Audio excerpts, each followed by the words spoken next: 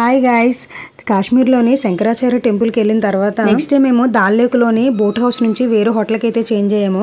అక్కడే టిఫిన్ చేసి కొంచెం రిలాక్స్ అయ్యాము. మా వారు తొందరగా రెడీ అవ్వండి, మీకు భూమి మీద ఉన్న స్వర్గాన్ని చూపిస్తా అన్నారు. ఇది కాశ్మీర్లోని థర్డ్ ప్లేస్, రండి చూద్దాం. అప్పుడే క్యాబ్ బుక్ చేసుకుని శ్రీనగర్ నుంచి 60 కిలోమీటర్ల దూరంలో ఉన్న గుల్మార్గ్ అయితే రైడ్ స్టార్ట్ చేసాము. దారిలోనే పాకిస్తాన్ బార్డర్ కూడా చూసాను. గుల్మార్గ్లో ఎంటర్ అవ్వగానే లైట్గా స్నోఫాల్ అయితే స్టార్ట్ అయింది. మా car driver sir last Sunday నుంచి స్నోఫాల్ పడలేదు, మీ లక్ ఈరోజు స్నోఫాల్ పడుతుంది అన్నారు. మరి ఏమనుకున్నారో నక్కతో తొక్కేసి వచ్చాము. కానీ ఆ రోజు స్నోఫాల్ మాత్రం చాలా హెవీగా పడింది. బస్ పాయింట్ నుంచి రైడ్కి 1 కిలోమీటర్ ఉంటుంది, నడుచుకుంటూ వెళ్ళాలి. అక్కడ మన కనుచూపు మేర ఎటువైపు చూసినా స్నోతో నిండిపోయింది. అంత స్నో చూసాక ఆడుకోకుండా ఉంటామా, వెంటనే పిల్లలతో అక్కడే కాసేపు అయితే ఆడేసుకున్నాము.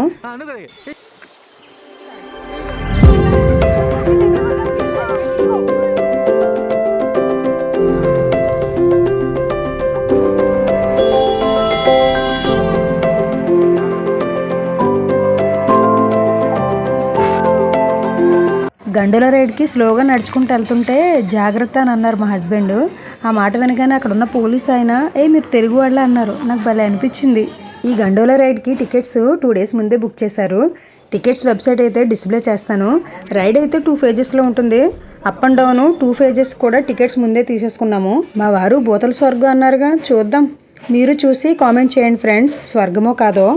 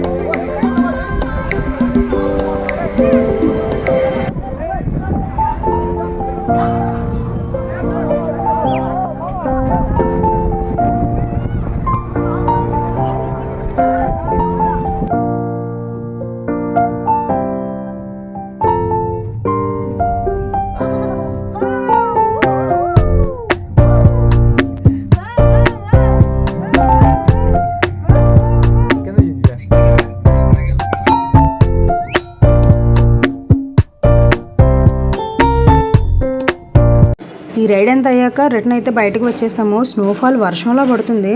నార్మల్ కార్ స్కిడ్ అయిపోతాయని ఆ కార్ డ్రైవర్ అయితే ఫోన్ చేసి, సార్ స్నోఫాల్ ఎక్కువగా ఉంది, నేను కిందన వెయిట్ చేస్తాను, మీరు కిందకు వచ్చేసేయండి స్పెషల్ కార్లో అని చెప్పారు.